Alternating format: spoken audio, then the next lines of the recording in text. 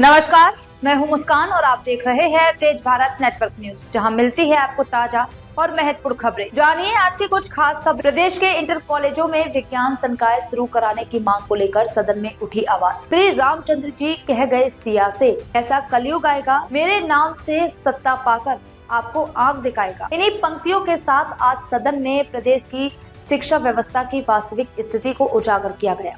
वक्ता ने कहा कि जब सत्ता और नीति का उद्देश्य समाज के अंतिम व्यक्ति तक विकास पहुंचाना होना चाहिए, तब शिक्षा जैसे मूल अधिकार की उपेक्षा अत्यंत चिंताजनक है। प्रदेश के लगभग 90% इंटर कॉलेजों में विज्ञान संकाय उपलब्ध नहीं है। अनेक विद्यालयों में ना तो विज्ञान विषय के शिक्षक है और न ही प्रयोगशालाओं की समुचित व्यवस्था। परिणाम स्वरूप ग्रामीण और आर्थिक रूप से कमजोर वर्ग के विद्यार्थियों को विज्ञान की पढ़ाई में वंचित होना पड़ रहा है। सदन में माध्यमिक शिक्षा मंत्री जी से मांग की गई कि प्रदेश के सभी सरकारी एवं सहायता प्राप्त इंटर कॉलेजों में विज्ञान संकाय तत्काल प्रभाव से शुरू किया जाए।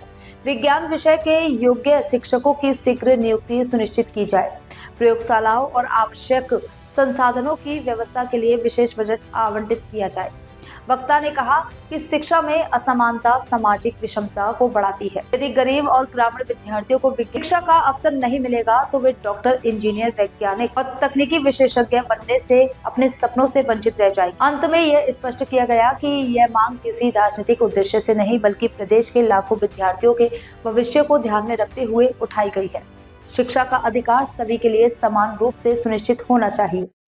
कि श्री रामचंद्र कह गए सिया से, ऐसा कलयुग आएगा, मेरे नाम से सत्ता पाकर सबको आंख दिखाएगा, धर्मों पर लड़वाएगा और जाति पर बंटवाएगा, गरीबों के बच्चों की शिक्षा को रौंदा जाएगा। सुन लीजिए, गरीबों के बच्चों की शिक्षा को रौंदा जाएगा। जो शिक्षा को पाएगा, जो शिक्षा को चाहेगा, उसको वो मार भगाएगा। पूरा करने दीजिए। और ऐसा करके वैसा करके बस अपना मकसद पाएगा। मंत्री जी, बस अपना मकसद पाएगा। मेरा पहला जो प्रश्न है मंत्री जी आपसे ये है कि जो आर्टिकल 51A(H) कहता है, फंडामेंटल जो ड्यूटी है हम सभी की, भारतीय जो नागरिक हैं उनकी, कि हमें अंधविश्वास से दूर रहना चाहिए और साथ ही साथ हमें जो है विज्ञान और तर्क पे आधारित जो है सोच रखनी चाहिए। जब हमारे बच्चों के पास विज्ञान की शिक्षा ही नहीं रहेगी, और मैं ये कहना चाहूंगी कि आपका जो डेटा है, आपका जो उत्तर है वो इतना गलत है कि मैं मछली शहर के Khoyri inter college, Utrai inter college, Gohka inter college, Baderi inter college, Mogalpur inter college और ना जाने इतने इंटर कॉलेजेस, 90% उत्तर प्रदेश में इंटर कॉलेजेस हैं। आज किन्हीं ना किन्हीं कारणों की वजह से सरकार वहां पे जो है बच्चों को साइंस की पढ़ाई नहीं दे रही है। मेरा पहला प्रश्न आपसे ये है कि इन इंटर कॉलेजेस में क्या साइंस की शिक्षा को लागू किया जाएगा? 1982 से लेकर के जहां 22 लाख बच्चे होते थे जो 11-12 की पढ़ाई करते थे, आज वो 55 लाख हो चुके हैं। लेकिन आपके जो टीचर्स के पद हैं वो सृजन ही नहीं हो पाए हैं।